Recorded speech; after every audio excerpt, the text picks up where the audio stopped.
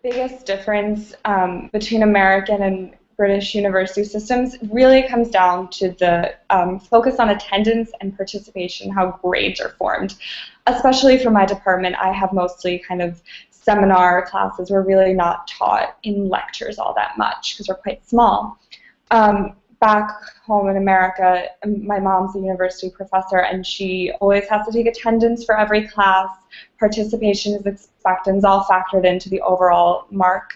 Whereas here, that's really, you should go to class and you should participate and you should, be a good student, but it's not going to impact your degree directly.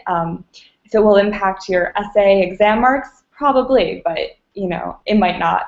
So I think that's really the biggest difference. As otherwise, I think lectures for some courses are really the focus of your learning in England and the UK, where it's not so much in America.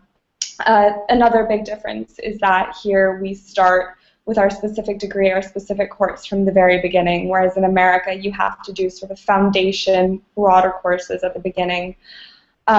Which is sort of a shame on one hand, but here we're not able to take courses, we're not able to take lessons outside of the degree that we're following unless you have an open unit, and if so, that's usually not that much.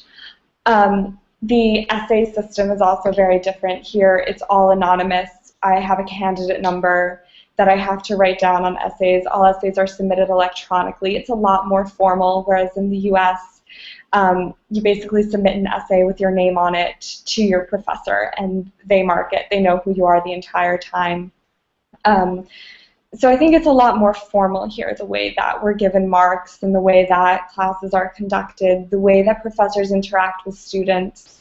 I personally really like this kind of formality, and I think it's really helped me as a student to, be the best I can be, but I think that coming from an American perspective, it is something to get used to.